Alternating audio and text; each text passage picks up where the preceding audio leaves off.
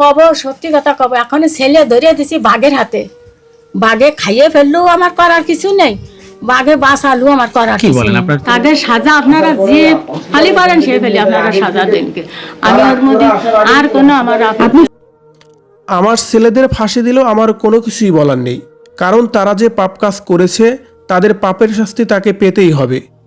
নিজের জন্ম দেওয়া সন্তানের ফাঁসি চাইলেন এই হতভাগা মা। শুধু তাই নয়, আসিয়ার সাথে ঘটে যাওয়ার বর্ণনা দিয়ে কেঁদে কেঁদে আরও যেসব তথ্য দিল হিটু শেখের মা, তা জানলে যেন আপনি অবাক হবেন।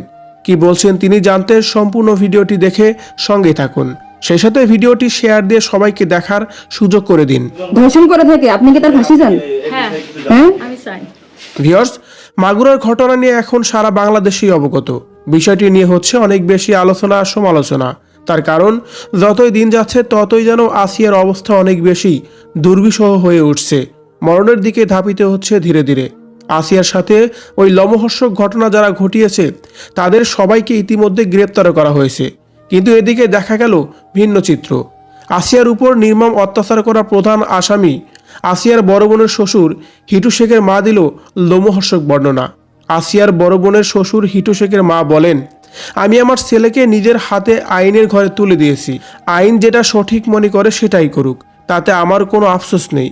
কারণ তারা যে অন্যায় কাজ করেছে তাতে কিন্তু আমি তাদের কখনোই সরিয়ে রাখিনি, তাদেরকে পালাতেও সাহায্য করিনি।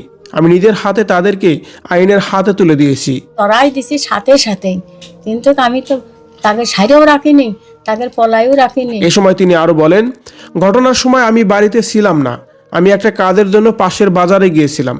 যখন বাড়িতে আসি তখন রাস্তাতে শুনতে পারি যে এরকম একটি কাজ আমার বাড়িতে হয়েছে।